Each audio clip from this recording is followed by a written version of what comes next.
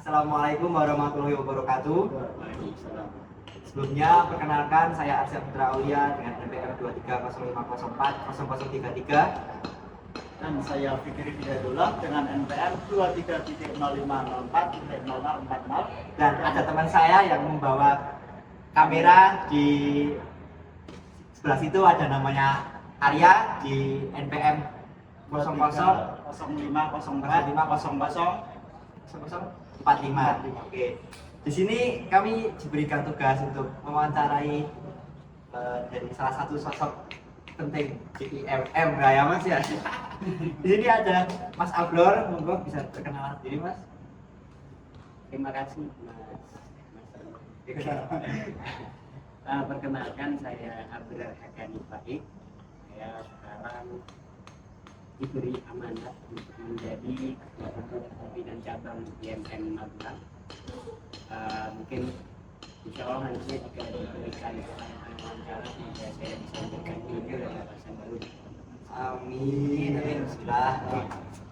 Oke, tanpa berlama-lama langsung aja lah ya. Ini jadi sebenarnya sebelum masuk ke pertanyaan nih Mas, saya ingin bertanya. Sebenarnya tuh mungkin teman-teman pada belum tahu IMM tuh dalam skala detailnya tuh apa. Nah, saya mau minta penjelasannya dulu Mas. IMM itu sebenarnya apa sih? Oke, terima kasih Mas. Paling romantis lah ya. IMM itu singkatannya dulu ya. Kepanjangannya itu adalah Ikatan Mahasiswa Muhammadiyah. Yang mana pada saat ini IMM dari dulu juga IMM itu adalah organ, jadi organisasi otonom Muhammadiyah. Jadi kalau kita tarik benang merahnya, bisa kita simpulkan bahwa IMM itu bagaikan anak kandungnya Persyarikatan Muhammadiyah. Ranah geraknya IMM ini karena mahasiswa Muhammadiyah, berarti ranah geraknya adalah di kemahasiswaan. Berarti IMM ini, kader-kader IMM ini ranah geraknya di kampus-kampus PTM, PTMA, Perguruan Tinggi Muhammadiyah Aisyah, atau bahkan juga ada di universitas-universitas PTN, Perguruan Tinggi Negeri gitu. Jadi IMM tidak hanya di Muhammadiyah saja, tapi IMM bahkan di Gresik sana IMM itu berkembang di Unisnu. Oh, Ya begitu. Jadi secara singkatnya begitu, IMM itu bagaikan badan organisasi otonomnya Muhammadiyah. tuh. Berarti ini IMM nggak cuman di Unima aja ya, berarti ada banyak. Oke, IMM itu terkhusus di Magelang sendiri. IMM itu di Magelang, di lingkup Jawa Tengah ya. Di lingkup Jawa Tengah, IMM Magelang adalah termasuk salah satu pimpinan cabang atau IMM yang terbesar di Jawa Tengah. Karena melingkup 10 komisariat dan 4 kampus di Magelang ini. Jadi tidak hanya di Unima. Di Magelang sendiri ada di Unima pasti. Itu ada 7 komisariat di 7 fakultas di Unima. Lalu ada di AKM Temanggung, di Temanggung sana. Lalu ada lagi juga di Untidar. Ini ada di Untidar. Ini ada di Untidar. Terus ada lagi di Polimah. Mungkin pernah dengar Polimah, Politeknik Muhammadiyah Magelang di dekat Masjid Sarbini di Muntilan. Oh, benar ya. Pernah lewat sana sama. Nah, dekat SMK 2 Muhammadiyah itu, dekat masjid itu. Nah, jadi ada 4 kampus. Jadi tersebar ya di Magelang ya? Ya, kebetulan di cabang-cabang lain atau di kota-kota lain, IMM-nya itu hanya satu cabang, itu satu kabupaten atau kota. Terkhusus di Magelang sendiri saat ini adalah IMM terluas secara geografisnya karena membawahi 3 kabupaten kota. Oh, iya. Kabupaten Magelang, Kota Magelang, dan Kabupaten Temanggung. IMM Magelang begitu kondisinya. Di lingkupnya luas Lingkupnya banget ya. sangat luas. Oke, mungkin lanjut ke pertanyaan ya Mas. Oke, Sebenarnya mau tanya nih, apa sih latar belakang dan sejarah berdirinya IMM itu? Kok harus ada IMM itu buat apa? Maksudnya di Muhammadiyah ya? Ya. Oke, terima kasih Mas. Jadi MM itu kita lihat dari secara historisnya ya. pada tanggal 14 Maret tahun 1912 1964, maaf, 12 itu Muhammadiyah. 1964 itu IMM didirikan secara lokal di Kauman Yogyakarta. Oh, berarti awalnya di Yogyakarta. Awalnya di Yogyakarta dulu, tempat berdirinya di Yogyakarta itu, tapi secara lokal hanya di DIY dulu, belum nasional ya. Lalu pada tahun 1970-an itu IMM sudah menjadi nasional. Sampai sekarang IMM dari 38 provinsi yang ada di Indonesia, IMM sudah ada di 36 provinsi. Dan juga IMM, mengapa ada IMM? Kenapa sih harus ada IMM gitu? Ya. Jadi pada saat historisnya, pada saat reformasi dulu, kita mungkin pernah dengar atau kita bercengkrama dengan teman-teman kita sesama pergerakan mahasiswa. Mungkin teman-teman tahu yang namanya himpunan mahasiswa Islam atau HMI, tahu ya. Jadi pada tahun reformasi itu, HMI itu terancam untuk dibubarkan. Jadi oleh pemerintah yang membubarkan. Jadi timbulnya inisiatif oleh segelintir kaum dari Muhammadiyah yang pada saat ini adalah pemuda Muhammadiyah. Itu untuk mendirikan IMM sebagai wajah tempat berkembang dan ranah geraknya mahasiswa-mahasiswa yang ada di perguruan tinggi Muhammadiyah. Karena perguruan tinggi Muhammadiyah saat ini ada 172 mas. Kalau tidak ada organisasi atau organisasi otonom yang bergerak di lingkup kemahasiswaan, karena organisasi otonom itu bukan hanya sebagai anak, tapi juga ada peran sebagai anak, kita punya peran ya. Nah, perannya anak atau IMM pada saat ini adalah sebagai sayap-sayap dakwahnya Muhammadiyah.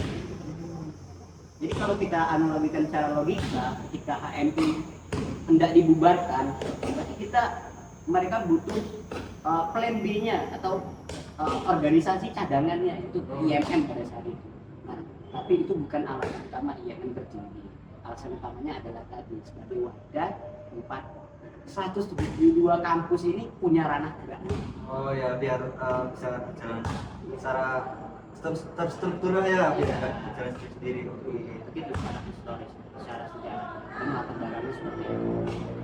Oke, tadi saya mendengar ada cabang Magelang nih. Ya. Nah, mau tanya di cabang Magelang itu apa aja sih struktur organisasi IMM yang ada itu? Oke, dari pusat kami punya pusat secara struktural kan ini tingkat nasional, bahkan IMM itu adalah organisasi internasional karena punya, kalau kita urutkan dari bawah ya, itu yang paling terbawah atau paling dasar adalah pimpinan komisariat. Nah ini letaknya di fakultas-fakultas di tiap kampus. Di atasnya ada namanya langsung pimpinan cabang, itu kabupaten kota. Mungkin teman-teman bertanya, Forkom di mana? Ya, Forkom di mana? Forkom itu adalah tangan kanannya pimpinan cabang untuk membantu mengkoordinasi 7 komisariat yang ada di Unima ini. Jadi Forkom itu tergantung kebutuhan pimpinan cabang, bisa ada, bisa tidak.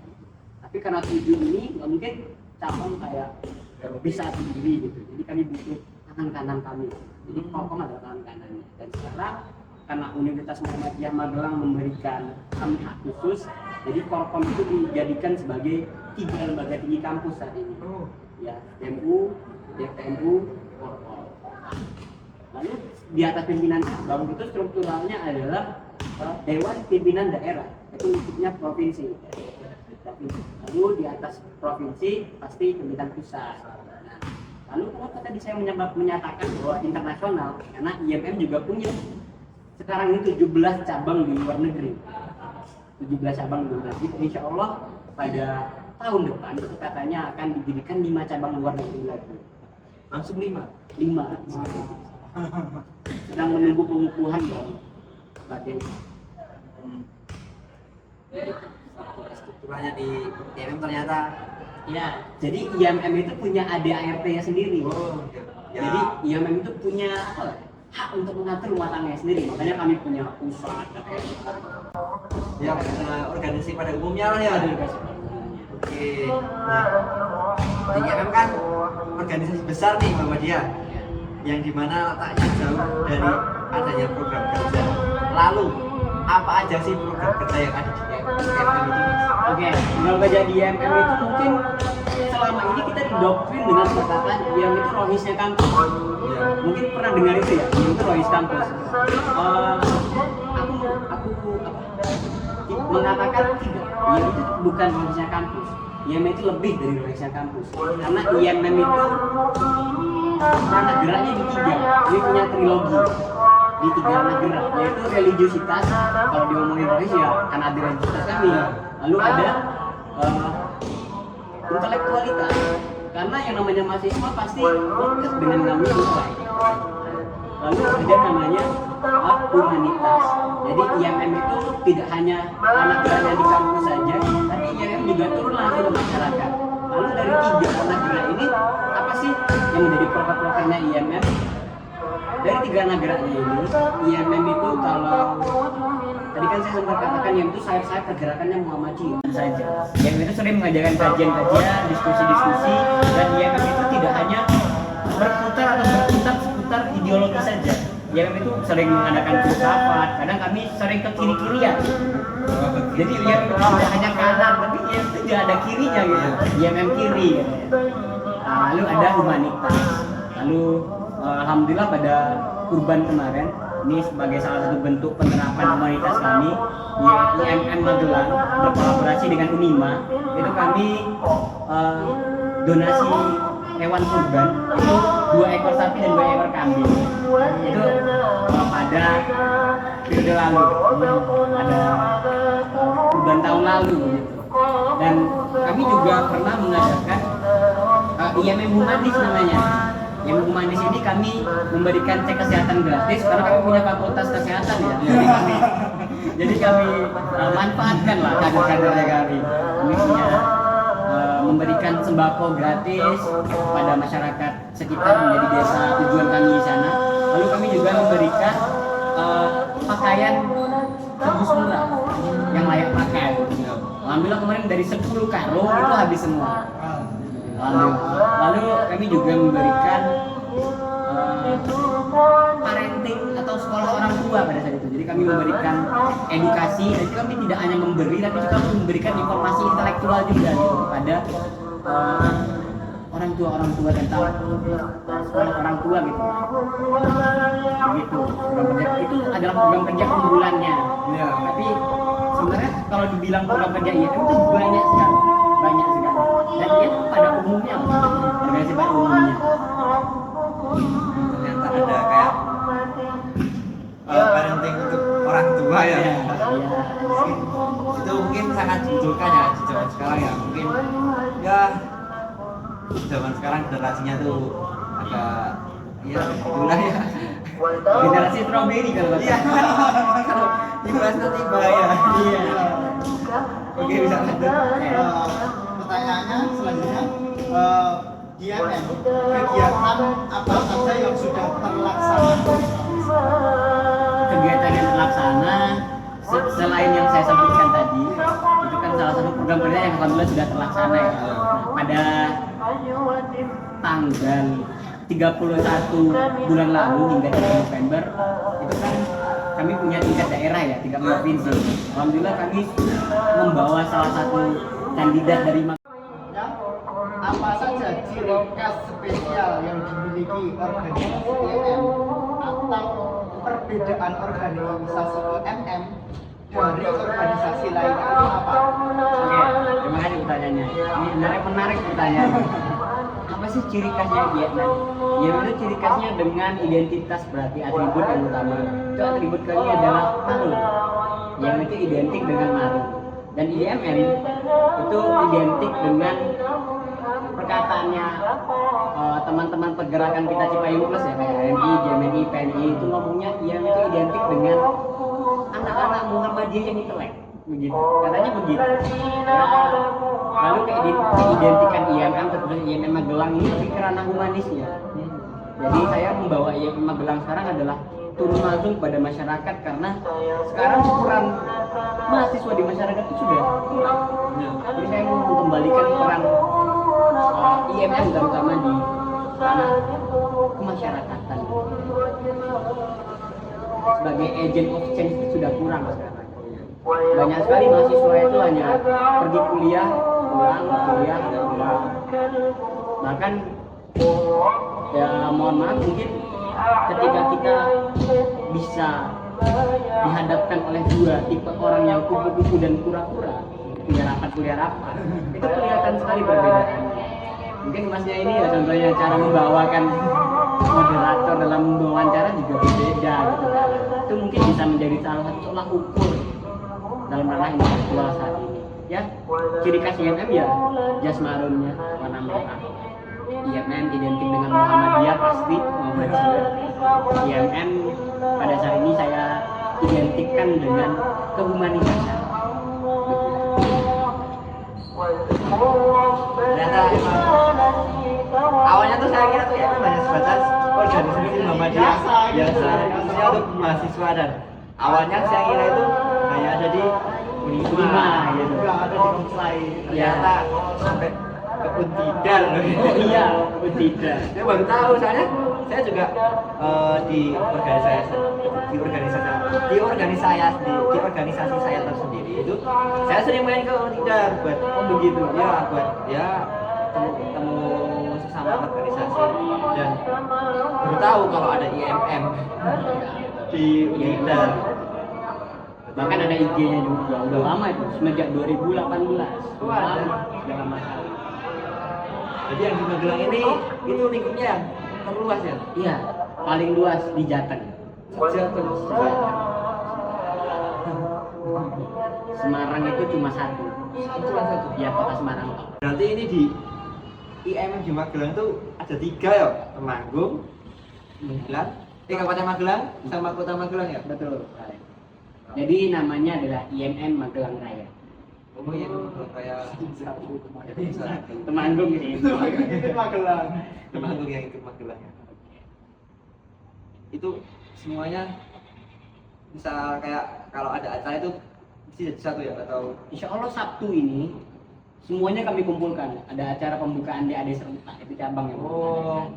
itu 10 itu dari 3 kabupaten kota itu ngumpul semuanya IMM. Tapi nggak semua kadernya, tapi calon kadernya. Ya, paling biasa yang pakai almet semua, calon kader. Itu calon kadernya itu biasanya dari mahasiswa yang baru atau Baru-baru bahkan tahun lalu itu ada di FEB itu semester 5 dan dia non Islam. oh Kami tidak tertutup dengan yang namanya nonis, tapi cuman kan ada ADART ya, dia tetap bisa menjadi kader IMM.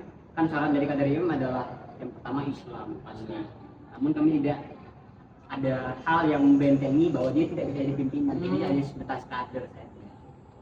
Karena untuk dia, karena tagline-nya IMM itu IMM bukanlah untuk orang-orang baik, IMM untuk orang yang pengen lebih baik dan pengen menjadi sosok.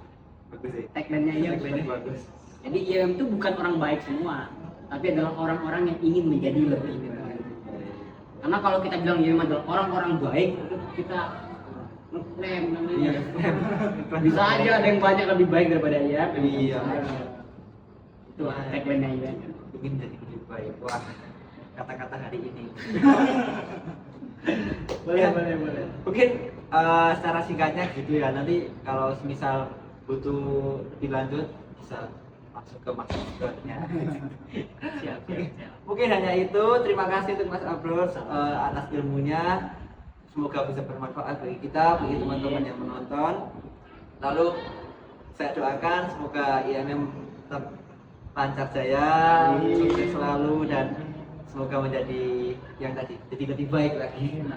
Ya, mungkin itu dari kami. Cukup sekian. Wassalamualaikum warahmatullahi wabarakatuh. Waalaikumsalam warahmatullahi wabarakatuh.